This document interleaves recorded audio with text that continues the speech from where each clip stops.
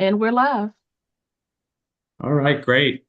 Good evening, everyone, and welcome to our Pillar 2 Advisory Committee for the AIB. My name is Brian King, and I'm the chair of the committee. And I am excited to engage tonight with many folks out in our LEAs doing the work of Pillar 2 to hear their insights on successes and challenges and spark some really engaging discussion. Um, just to set us up for tonight and also the work of this committee moving forward. We haven't met in a few months. We took a break over the holidays, and now coming back for our first meeting of the calendar year. And many school practitioners on this committee, also the midpoint of the school year, which always sneaks up on you. But in the fall, we talked about trying to set up our committee meetings to align with one of the major topics of conversation, the teacher pipeline in Maryland. And so what we've done is we've kind of tried to set up the meeting topics in sequence, where tonight we're going to be talking about teacher recruitment and teacher preparation programs. Our next meeting will transition to induction programs, take a look at job embedded professional development, and then leading into the career ladder. So we are trying to intentionally sequence these so that there's kind of a through line. And we do know that, it's budget season in Maryland, and there's been lots of talk about the teacher shortage and the implications on collaborative time provisions.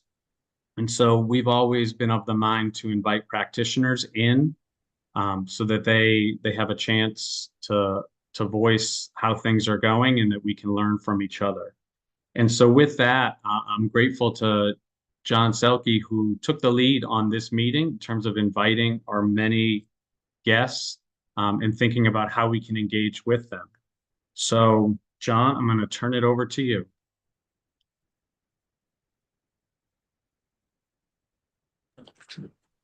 Thanks so much, Brian.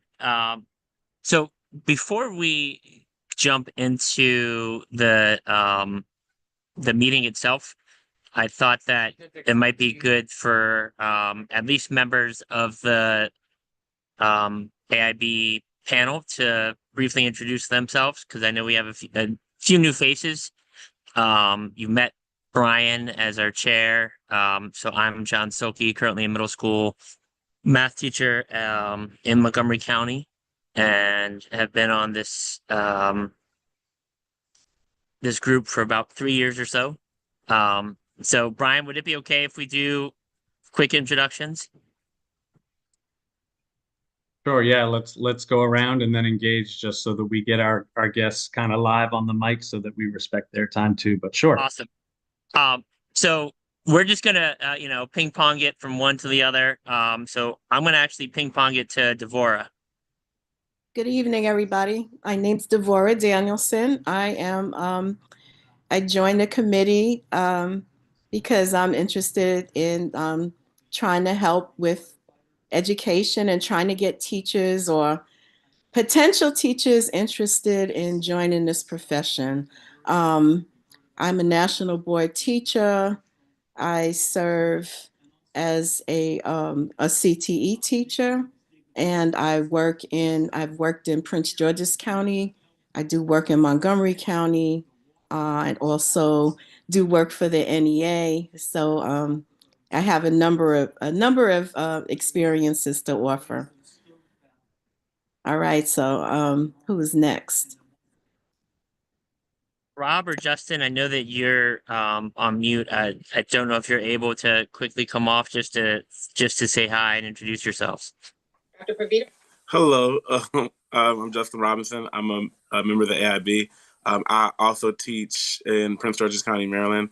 I teach math to seventh graders, and I spend most of my day actually coaching first and second year teachers throughout the district. So I'm just happy to be here and just to hear different perspectives so that I can take them back to the other board members of the AIB. So thank you. I'll go And ahead. Oh, I'm sorry. My name is Rob Willoughby. I'm the Director of Administrative Services for Caroline County Public Schools on the Eastern Shore. I am in charge of HR, finance, payroll, but I'm also chief negotiator. So I'm living this Pillar 2 world every single day. Also NBC Social Studies, Young Adulthood and Adolescence since 2009. And sorry, I'm driving. That's why my camera's off. Thanks, Rob. Patricia? Good evening, everyone. My name is Patricia Twitty. I am an assistant principal in Prince George's County Public Schools, and I am passionate about Pillar 2 because I moved to Maryland, was recruited to Maryland and taught on the Eastern Shore for several years in Queen Anne's County. And so I understand firsthand what that transition can be like. And I think I'll pop over to our student representative. Hi, my name is Abianuju Umba. I'm a student at Carroll County, and I joined Pillar 2 because I'm really passionate about seeing diverse and good teachers in, these positions, and I've seen firsthand how having good experienced teachers can affect the students' learning. So, yeah. All right. And I want to say, forgive me for the noise. I had to drop my daughter off at a doctor's appointment and found the nearest Starbucks and thought outside might be quieter than inside, but maybe I'm missing that game right now. Libby, do you want to quickly introduce yourself, and then we're going to get into our guest? Sure, really quickly. My name is Libby Diamond, and I'm a staff member with AIB. I support Pillar 2. I've been working on the career ladder, so really excited to be here as a representative of AIB. Rachel was unable to join us tonight. Thanks for having me. Right. Thank you, Libby. So as Brian said, we are really diving deep into looking at, teacher preparation, induction, so lots of things around teachers. And I wanted to start off with Amy and Jeffrey talking about something that I thought was really impressive in the southern region of Maryland, where there was a conference totally focused on bringing together districts and IHEs looking to solve this problem around teacher preparation. So Amy and Jeffrey, the floor is yours.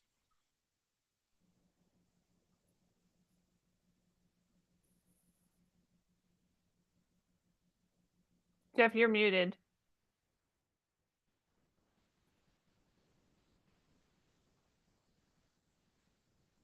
Of course I'm muted because I went to go try to share my screen and multitasking is hard. So anyway, we're joined by an entire team of people here. This has been a real effort by all of Southern Maryland. And so I will just turn it over to my partners to introduce themselves, and we'll go in the order on the screen. So Marcy, if you want to start. Good evening, everyone. I'm Marcy Groover. I'm the Blueprint and Communications Coordinator for Calvert County in Southern Maryland. Good evening, everyone. My name is Chris Mulholland Miller. I'm the Coordinator of District Innovation for Charles County Public Schools, and one of the many hats that I wear in my role is the Blueprint Implementation Coordinator. Sarah Lorick, Supervisor of Strategic Initiatives for St. Mary's County. I support the Teacher Apprentice Program and the National Board Certification Program. Hi, everyone. I'm Amy Morton, and I work for the National Center on Education and the Economy as a Senior Policy Design Specialist. But for this particular evening, I am wearing my AIB Strategic Facilitator hat because I have the privilege of working with St. Mary's County Public Schools in that role, and have since come to know some of the colleagues from Calvert County and Charles County. And I also serve as the lead for NCEE, which has the contract to serve as the strategy lead for the career ladder. So glad to see Brian, who I have met before and talked with, and Justin, who was a great guest speaker at our last community practice meeting, along with others who are here tonight. Thank you. So I know we're kind of short on time, so we'll kind of move as quickly as we can through this so that if you have any questions, of course, you can ask. But first of all, Brian, you were part of this first summit that we held last spring, and I know that we've also had the opportunity to share with this advisory group as well about our apprentice program. So I know we don't have to go into a lot of stuff, but one of the big issues that we were trying to look at specifically in Southern Maryland was not only is the teacher shortage obviously something that is a dire issue facing all of public schools, not just in Maryland, but across the nation, but in Southern Maryland, particularly where we have very few options for higher education, it is a harder path for somebody to become a teacher and recruit also in this area too. And of course, Southern Maryland being the peninsula that it is too, it doesn't have the surrounding areas to pull from either. And so that challenge, along with compounding issues of the teacher shortage, sort of led us to say, well, we can't just admire the problem, we have to find solutions together. And so we brought together a whole group of people. But before we get into that, I'm going to, Amy, if you would set some context for the broader work that we're doing. And I'm so gratified by what both Brian and John had to say at the outset, because obviously you understand the significance of having a systemic approach to developing high capacity educators. So we looked at this in the Southern Maryland region as a system that begins with how do you attract those candidates into the teaching profession and then prepare them, induct them, and grow and retain them. And the reason that it's designed in this kind of a graphic organizer is to demonstrate that these things cannot be considered separately, because it is our in-service teachers who are critical recruiters by the way they talk about teaching, by the way they encourage others to go into the profession, or quite the opposite lately, whole families of educators who are telling their own children not to go into teaching because of the workforce conditions. And so when you consider the significance of improving workforce conditions through things like creating collaborative time inside the contractual day, it's actually contributing to the ability to attract new candidates to the profession. So we just wanted to make sure, as you already have indicated, that there is a systemic approach to this, because we can attract people into the pipeline, but we won't be able to keep them if we don't attend to how we support them when they are new, and how we grow them and allow them to take on greater leadership responsibilities in order to feel fulfilled by the level of agency they have in the workplace. So with that as the context, we've really worked over the last year to bring together partners, not just for a one-time event, but for a group commitment to addressing the shortage and building out these pipelines that can serve our region and serve our profession. And so with that, obviously, last year we held this summit. We had all the partners that you see on the screen. You'll notice Mr. King there in the bottom right-hand corner on one of our panels. But the work really just started here with and as we'll talk about, the multiple work groups and the efforts that we're continuing.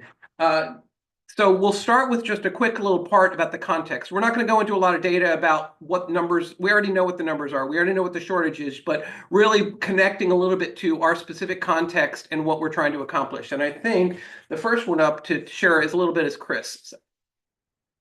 Hi, everyone. So it's not a secret that we're all kind of facing the same issues when it comes to the challenges of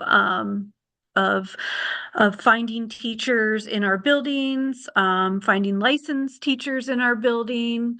And so I want you to think about the face and the description of our teachers in our buildings right now. I want you to think about our teachers right now that are conditionally licensed, and how that change has taken place over the last several decades. And I say that as an experienced teacher who was once conditionally certificated, as it used to be called. I started my career in Charles County Public Schools decades ago. We won't say how long because, I don't want to reveal too much information. But I was 21 years old, seeking seeking a first career, and I wasn't a licensed teacher. I started out as a substitute teacher, which often our conditionally licensed teachers start out as. They're curious about it, and that's not what our teachers look like right now. Oftentimes, our teachers that are coming to us wanting to work in our schools are moms, they are dads, they are caretakers of parents or family members, and they don't necessarily have the time commitment that it takes to spend as a new teacher, doing the work that comes along with it, learning the craft, grading papers, doing the lesson plans, while they're also doing the coursework that's associated with it. So I was very lucky when I came on board to become a teacher in Charles County that I was able to find a program that I drove, an hour and 15 minutes to twice a week. And I was able to get my master's completed in a 2-year period. And that's because as a 21-year-old, I did not have children at the time. I was lucky that I did not have any other family members that I needed to take care of. But that has been a shift in the teachers that we have in our district right now.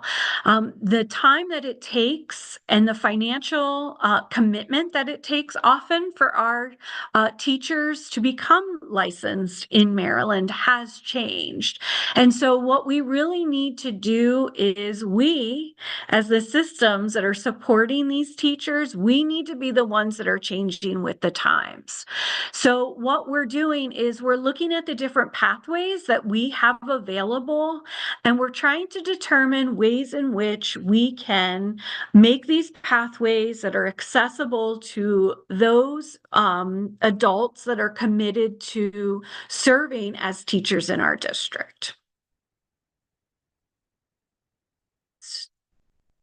And so as a result, this was the starting conversation that we began having at the summit and in the follow-on conversations that we'll talk about in a little bit. But we know that we have certain models in place already. We have AATs and 2+2s, and we have programs in place for direct billing that help support our current staff.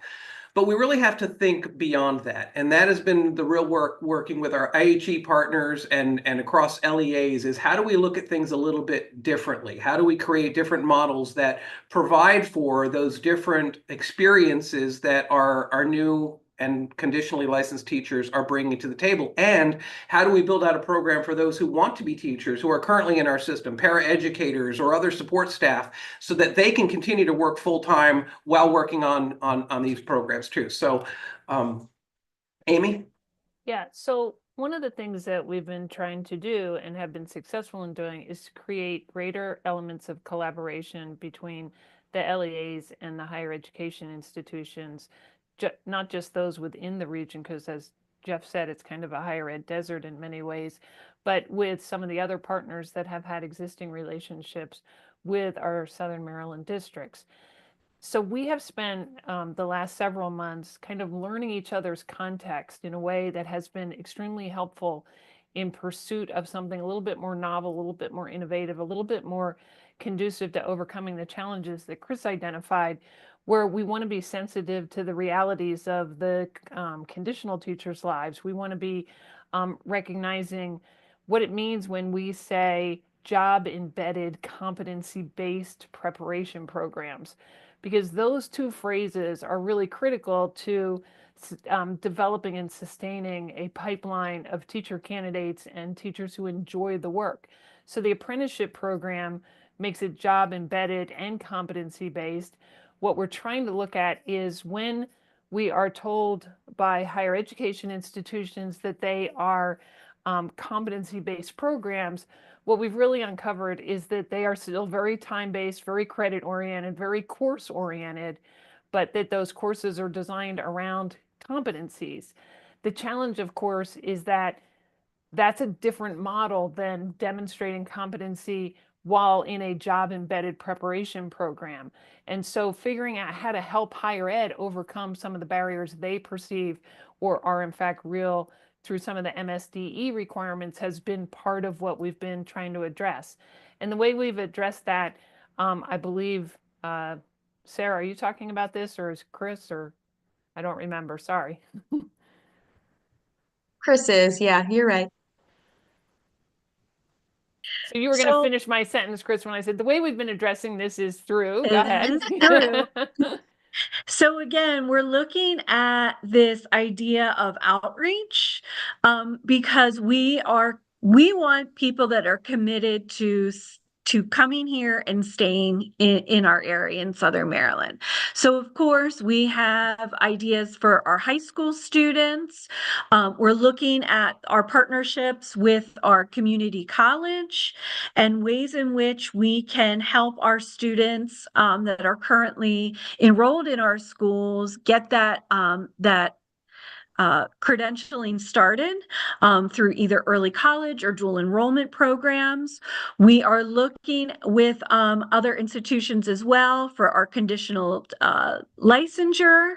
Again, in Charles County, we have the highest percentage, not the highest number, but the highest percentage of conditionally licensed teachers in the state of Maryland. And again, we're looking at ways in which we can support these teachers to become fully licensed. And then we're also reaching out to our support personnel. How we have adults that are committed to our schools and they want to improve their practice. They want to become fully licensed teachers. So how are we connecting those support personnel to potentially taking coursework or serving in apprenticeship-like programs in order to get them fully licensed? Next slide, please. We're also looking at how we can have this public call to action. The one thing that we're very committed to in Calvert County and in St. Mary's and in Charles is we have to work together. We can't be fighting for teachers single-handedly. This is a regional problem. This is something that we can, if we put our heads together, we can get better results. And then also thinking about within our work team, what are the resources that are available that are easy to navigate and they're accessible to people so they know if I already have an associate's degree, what are my next steps for getting licensed in the state of Maryland? Or let's say I already have a bachelor's degree. What are the steps that I need to take to become fully licensed in Maryland? Next slide. And Sarah, I think this is you. It's me. So as the blueprint continues to be implemented, the expectation is that it will elevate teachers and school leaders by making teaching a high status profession in our state. So therefore, recruitment and retention of highly qualified teachers should improve, right? So we know that even if everything goes according to plan, it's still going to be a long time until we see the effects of all of those things in place. So in the meantime, as you've seen, a lot of work is happening right now to address the current teacher pipeline challenge in Southern Maryland. This screen shows the multiple pathways to become a teacher. So we're considering how we can engage these future teachers, and they have a wealth of experiences and knowledge in their lives, and really looking at how we can best support them wherever they are on this path to becoming that certified teacher. I'm going to turn it over to Dr. Mayer now.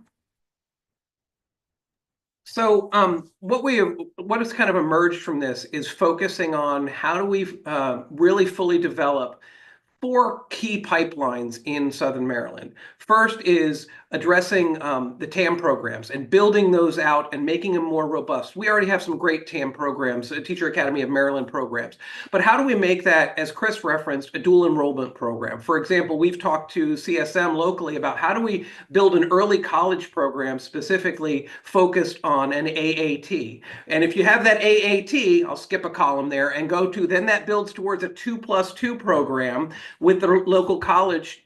In this case, what's regional is Towson University has the great second 2 years of that to provide for the full 4-year path here in Southern Maryland.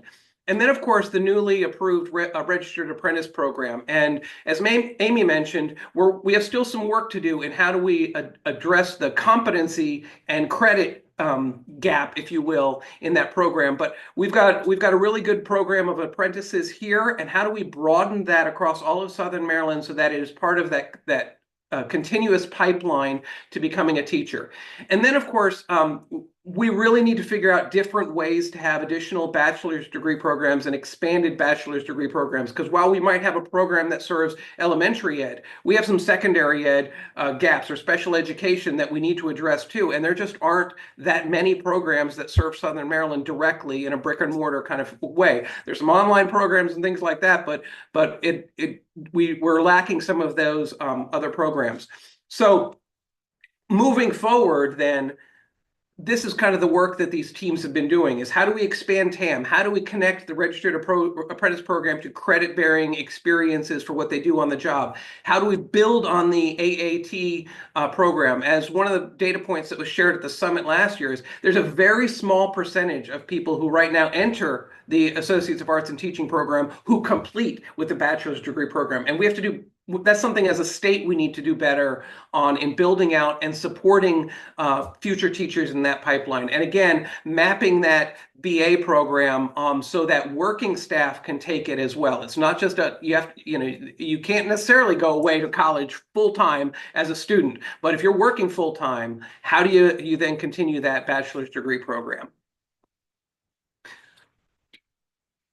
And I'm going to skip past this just so, Sarah, if you could talk a little bit about, I know we've talked a little bit about the apprentice program in the past, but we've done a lot of work on it since we saw you about 6 months ago when we talked about this. So Sarah, if you want to give some highlights on that.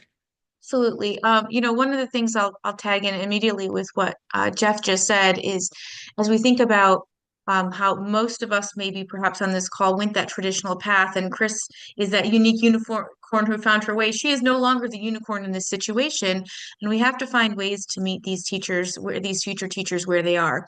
And one of them is by allowing them to be in the classroom for a longer period of time as they build towards that degree. So as I sit with these teacher apprentices, and Jeff, you can go to the next slide as well.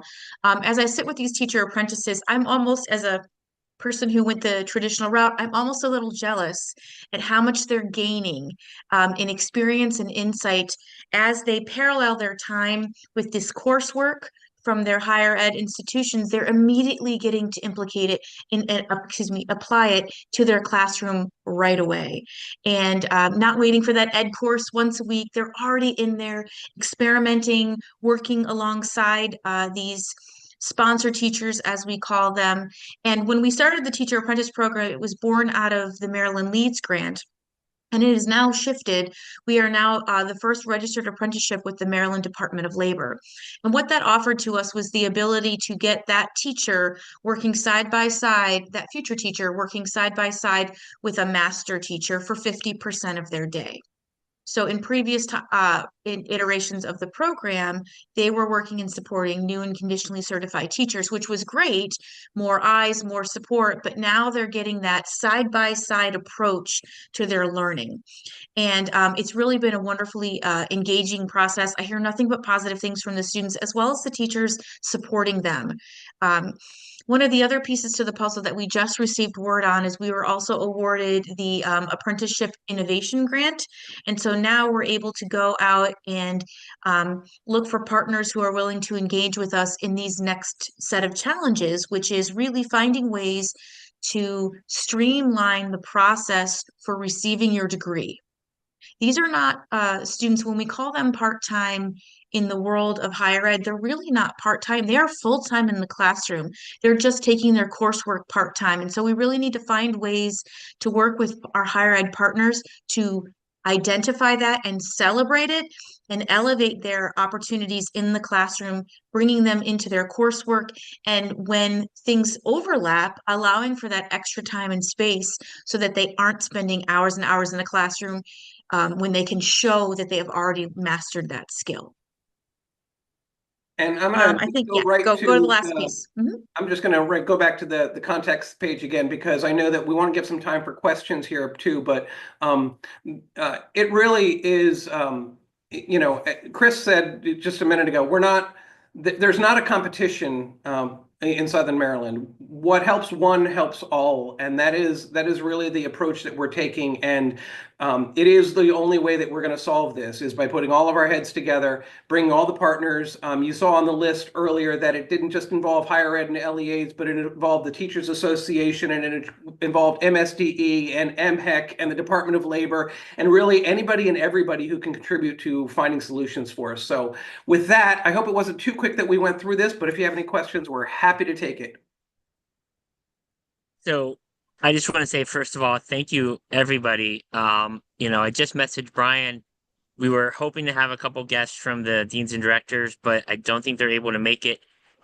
Jeff, I know I thought you had a hard stop at 5:30, so I don't want to take too much of your time if you need to. I do, but I can give another 5 minutes, and certainly the rest of the team, if I have to duck off the call, that they can certainly. Awesome. Perfect. Yeah. So I just want to start with a practical question, and then get some of my fellow Pillar 2 committee members to ask questions. One of the things that I always think about when I see remarkable events like this is money. So I'm curious how this event was financed, and because in my mind, I'm looking at it as such a wonderful event. How could it be, potentially replicated across the state? But then I think about, well, where's the money coming from to have that happen? So how did that? Yeah, what can just very money were used for that? Yeah, I could very quickly answer it too. First of all, we're very fortunate with the support of Amy Morton as a strategic facilitator. So facilitating it, guiding it, helping us organize it, and bringing together the vision with all the partners has been really a fantastic partnership with NCEE and Amy specifically. Also, we have to give a real shout out to the University System of Maryland at Southern Maryland, with Eileen Abel as the executive director, who gave us the space to use without a charge to our group, and provided some refreshments and that kind of thing that were just we couldn't have done it without her and their partnership at the center. And then every school system who participated, we didn't charge for people to attend. We were just able to come, but all 3 superintendents attended. We had deans and directors from all of the colleges who were able to give their time and their staff to attend as well.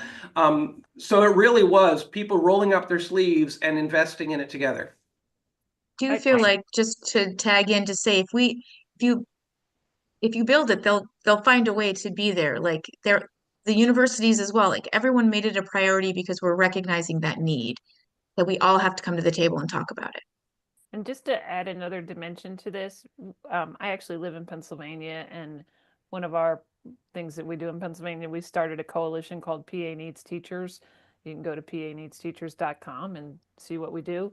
But we've had 3 summits already similar to this statewide, and it does not cost that much money if you feed them.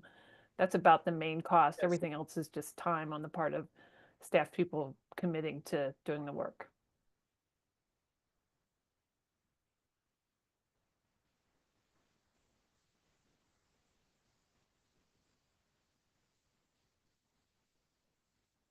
Brian, you have your hand up.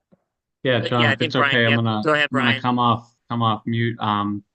Yeah, to echo John, thank you for sharing all this great work. And really, what I'm hearing is, LEAs working together to reduce barriers to entering this profession that we all love.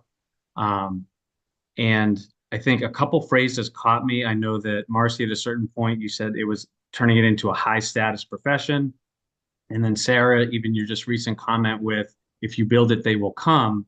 And so I guess I'm leading into my question of, in this collaborative's work, have you guys had a chance to talk to middle and high school students about how they look at the profession of education, and also to our student board member, Obianaju, even talking about your friends or folks you know, I think, for lack of a better, we've got the infrastructure more and more than we ever have, and now we need volume of candidates. So do they ever talk about why education is a hesitation in terms of a profession?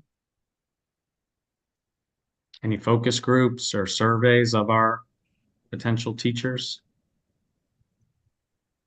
I'll say a couple words and then I do have to leave, but I did have the opportunity just actually about 2 weeks ago to go into our TAM classrooms and talk to the students there specifically because we were exploring this idea of early college with a focus on teaching.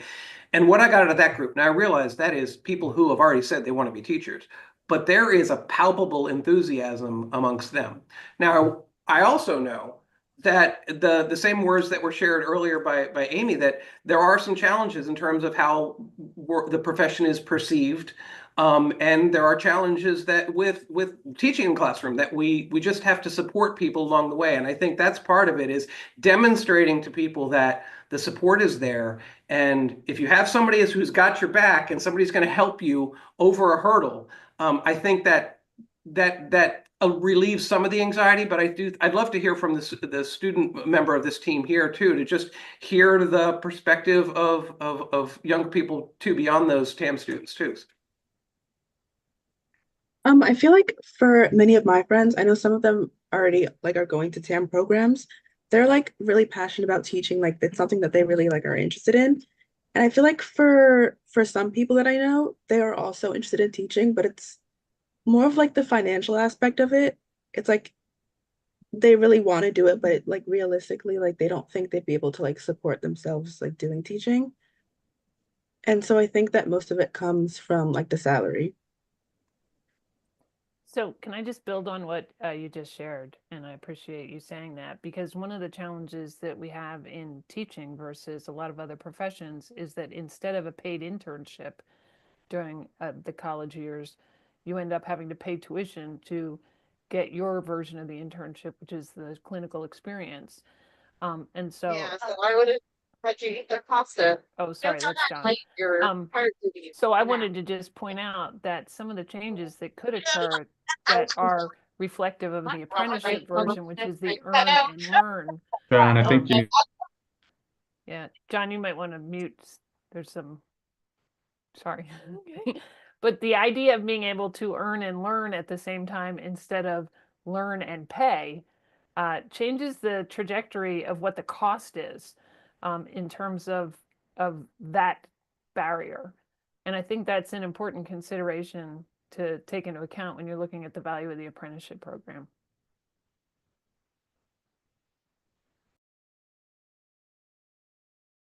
And then one other thing, if I may, is there's also, I think it's called TAP. Sarah, tell me if I don't have that right. But the idea of identifying children, students when they're younger, in as early as 1st or 2nd grade. The kids that already look like they're going to be teachers because they're leading a group. That's one of the ways that we can encourage people to go into the teaching profession. And what happens is when you individually share with a child that you think you see a gift in them that they can develop, that inspires them at a very early age. What we have to be careful about is that inspiring them to be a teacher, but then exposing them to anything less than joyful learning environments, that's a problem. So a lot of the diversity efforts that are to be pursued are far more successful if people of color, people who have been otherwise marginalized, are actually enjoying school and are being treated in a very equitable and uplifting kind of way. That has a big impact on who is attracted to the profession. And I don't want to belabor this question, but I would also add in, as you're thinking about that we already have teachers in front of them, as Amy was saying, on this stage, on this platform, offering this opportunity to share in the pride and joy of what they're doing as educators. we on the side supporting those teachers need to make sure that our recruitment and retention efforts really do continue to support them so they can speak positively. So I think that that's sort of that next iteration as we think about the Summit 2.0 or 3.0 is how we continue to deep dive into supporting teachers so they are feeling that value and will again replicate that for those students. And since you mentioned it, Sarah, we are having our next summit on March 28th. Mark your calendars. We'll be celebrating the progress that we made over the past year, but also utilizing it as kind of a workshop around some of the things that we need to do that require a great deal of collaboration with higher education and some of our other partners. But Patricia, I saw you had a question. I kind of have a question and a comment. And so as I'm listening to all of the wonderful things that you all are doing, I am an educator by calling. I tell everybody that. And so I do oftentimes wonder, how do you convey what teaching really is to people as we start to recruit, right? And so we've talked about pay and we've talked about going to classes and those things. And regardless of what contracts and unions and associations say, teaching is not a 9 to 5 profession. I know my first year, I was friends with many of the custodial staff because I was in that building until 7, 8 o'clock at night, just trying to figure it out. So I think part of it is, yes, I hear those things, but at the end of the day, with so many demands for so many different levels of students and performances and modifications and just overall demands of calling parents for attendance or, doing every other thing that districts are putting on teachers, it is not a 9 to 5 job. And I find a lot of teachers start the profession thinking that it's a 9 to 5 job, but when you start to realize the heart work that goes into the hard work is what causes a lot of people to say, I'm not getting paid that much and I have to do all of these things, I am going to kind of find something else. So I'm just curious as to how are you all doing things within your districts to kind of take some of that load off of the teachers so that they can focus on teaching? So I want to say one of the things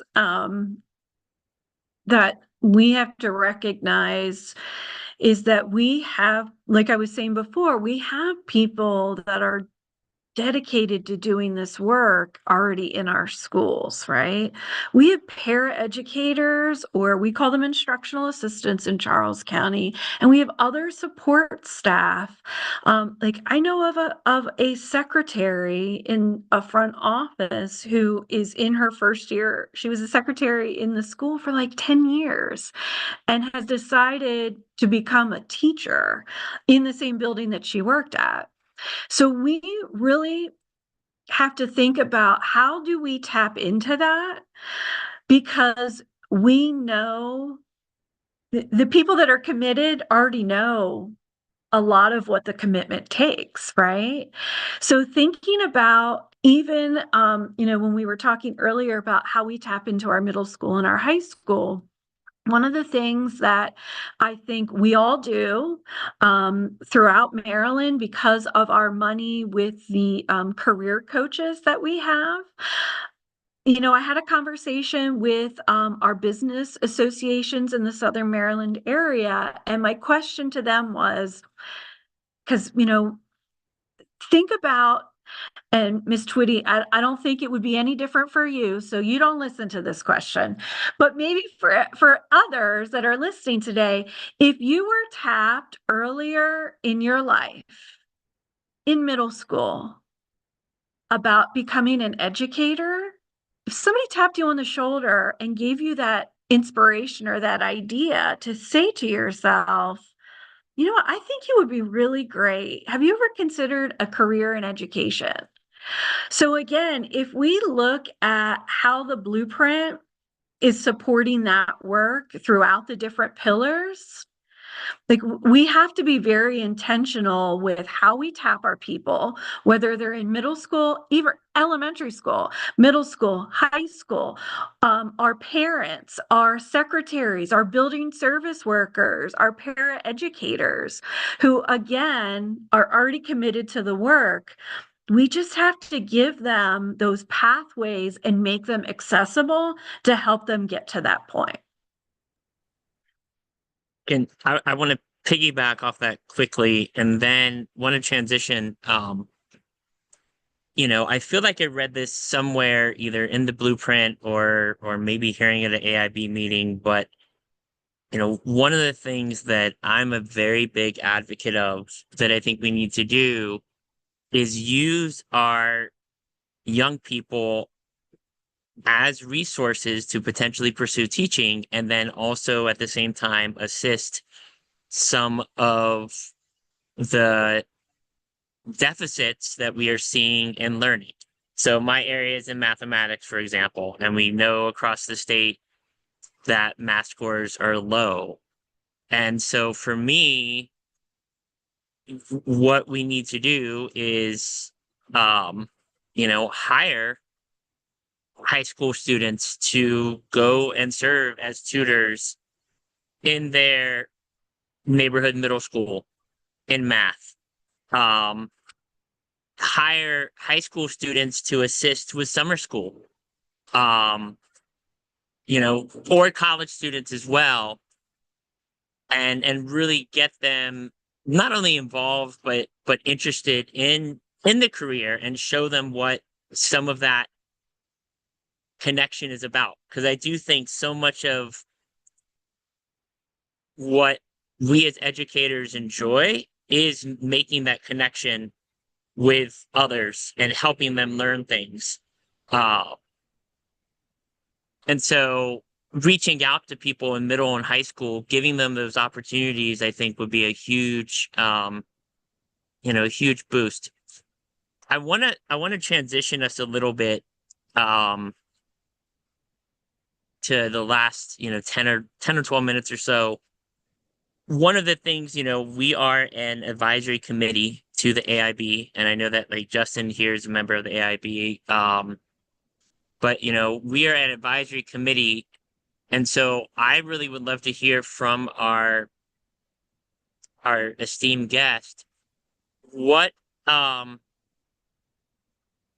would you want us as a advisory committee to share with the AIB, not only about your successes, but what are some concrete challenges that you're still facing that maybe the AIB hasn't thought about or isn't seeing in the process of recruiting and retaining high quality diverse teachers? So I'm happy to jump in here briefly, but I think the people who are in the district should definitely be responding as well. First of all, the blueprint has done a lot because I'm losing teachers in Pennsylvania to Maryland because you have a $60,000 minimum salary and the potential for a career ladder that recognizes the opportunity for advancement based on competency, regardless of whether anybody agrees or disagrees with how competency is determined through the current credentialing process. But one of the biggest barriers we have to overcome is the idea of what is utilized all the time in career and technical education. And that is the idea that a person who comes to us who has incredible skill, but does not have the license, is not accommodated by having to take a whole bunch of coursework that may or may not be relevant to what their needs are. So in the same way that we have a K-12 effort to personalize education, we need to have a much more robust approach to stacking credentials through competency-based assessments that allow a person to be accommodated given the circumstances of teaching full-time and then taking coursework that may or may not be necessary. So the idea of moving to a job-embedded, competency-based means of credentialing our teachers is probably the most bold thing that this advisory committee could recommend. And we know it works because of the apprenticeship program that does a lot of that very same approach. When you talk to the CSM folks, our College of Southern Maryland people, who are astounded at the level of preparation that our TAM students have, it's because those TAM students are in classrooms. and doing the work that you're suggesting perfectly around, having high school students in classrooms being helpers, they have the ability to demonstrate that they have the capacity to grow as a teacher. And that should be recognized through, I realize it's a credit-based system, but if it could actually, and I'm a very bold thinker, so forgive me, but if it could actually be recognized by taking those competencies in the same way you do with a CTC program and saying, demonstrate mastery 3 times and I'm checking that one off, not I got to go sit for a 45-hour in-person class with 45 hours of extra work outside the class and a series of assignments that may or may not be pertinent to what's the reality of what I need as a teacher. That's a whole different way to think about credentialing people than what we currently have. And I'll be quiet now. I got that off my chest. Thank you for listening. I would just lean into that a little bit more to say that if you're looking for those pieces that need to continue to grow and foster, and it's the relationships with higher education. It is not always an easy process. They have a lot of, dots to cross, T's to cross and I's to dot as well on their end to make sure that they're meeting the needs of MHEC and MSDE as well. But we had a very fruitful conversation in one of our work groups where we invited higher ed, we invited MHEC, MCE, and these universities that took us up on this asked all of their questions. And we shared our ideas for this apprentice program and how we can support these teachers in different ways. And MHEC gave lots of yeses, lots of opportunity for growth. And so what I would lean into is encouraging not just the LEA to always have to be the one adjusting to meet the needs of the teachers when they come in our door at in-service, really leaning into how can we find creative and innovative ways in that pre-service time to make sure that they come ready and flexible and pliable for the changing needs of the classroom. Even just small things like in the way that they have their platforms. If they're not connected with a local LEA, they should, to make sure that they're partnering in the right way. And so if our apprentice is, our learning management system is Schoology. So if our apprentice is learning in Schoology, don't require them to go learn, I don't know, Google Classroom when they're already in a LEA doing the work as this paraeducator, and let that be comparable and not this black and white issue of, well, we need you to check this box. They're doing so many great things in the classroom. And so we just want to find ways to recognize that. I have lots of examples, and I won't continue on, but I'll just simply say that, if we're in a classroom setting and they're being required to take professional development with their LEA as a teacher apprentice on UDL, but then they're having to take a 3-credit course where they have to sit for 2-3-hour sessions on the same thing. If they can show that work, couldn't they be exempt from sitting for the full course? I'm not saying excuse the course, but couldn't they be exempt from that class that's really focusing on it if they can show that competency? And I think that's what we're looking for. We collective as the LEA, I never feel like I want to be in competition with higher ed. I really want to work cohesively with them on this process. We just don't feel like the burden should only be ours.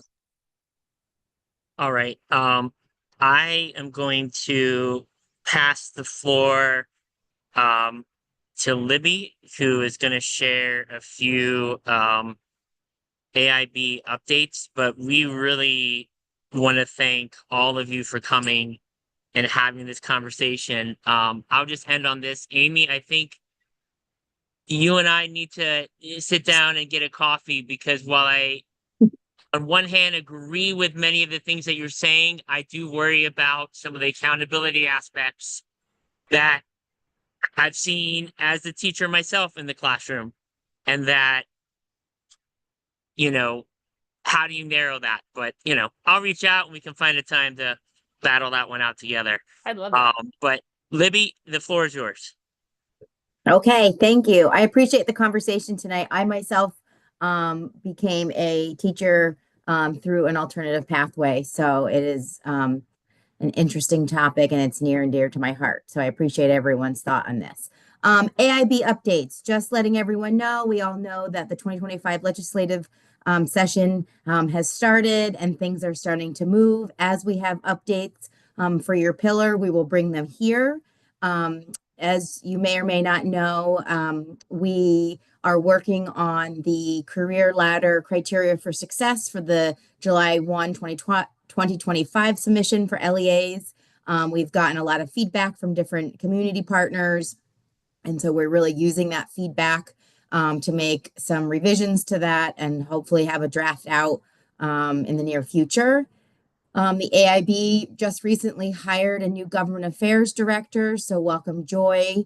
If you see her, we are excited to have her on the team, the small but mighty team. And I think that is it for AIB updates tonight. All right. Well, Brian, I'll pass it off to you to finish it off and maybe share a little bit about our upcoming meeting. Sure. Thanks, John. And thanks again for organizing tonight's meeting and facilitating. I will pause real quick, either Rob or Devor, if either of you want to share any thoughts. I want to make sure that everybody has a chance to participate. So feel free to wave me off or come off mute if you want to share. Yeah, I just read something, I think it was this morning, where Governor Westmore wants to, the article was about education and teacher recruitment. So he wants to do like a nationwide marketing campaign, which I think is a great idea, you know, to encourage people to think about coming to Maryland. And some talk is on the table about offering moving money.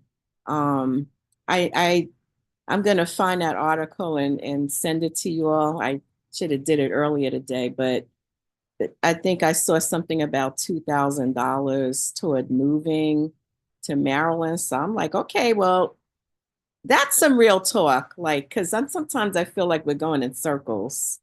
So yeah, something definitive needs to be done. And so if they go through with it, I think it's a great idea. Marketing and trying to get people to see the pros. There, you know, it's always salary is always a focus and it's important, but there are also other there's good things. There are very many rewarding things about teaching.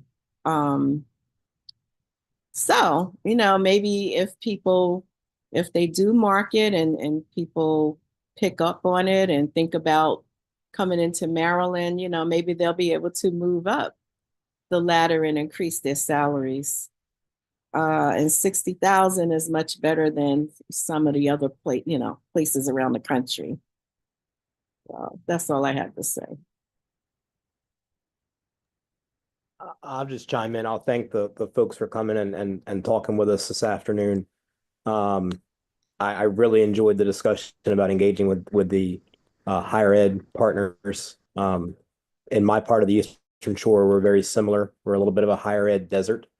And so just another plug I know I said this a meeting ago, but we just need more pathways that are flexible for our current support staff and ESPs to be able to work a full-time job and complete their teaching. And right now, I am complete their teaching certification. And right now, I am not finding a ton of those options in the state of Maryland. I am having to send people out of Maryland to schools to do that. So just that's just my continued plug. But that is definitely a great part of the discussion. I just have a quick question, and I don't know, Libby, if you can ask this, or even Justin, maybe you can pose it to the ARB and see where it came from. But where did the $60,000 come from? And I only ask that because it sounds really good. But when you move to Maryland and you are in a state where you are paying $2,000, $1,600 a month in rent, $60,000 is not truly a lot of money when you think about the cost of living in Maryland. Now, depending on where you are, you know, local, but when rent in an apartment is upwards of $2,000, And it sounds good when you sign my contract and I'm woohoo, $60,000. But when I get here and I really start to see what $60,000. So I'm just curious, where did the $60,000 come from? And is there like a sheet or a configuration of, let's say on average, you pay this much for rent, for like the basic things to see where that number came from? And that might need to be tabled to the next meeting. I'm just curious.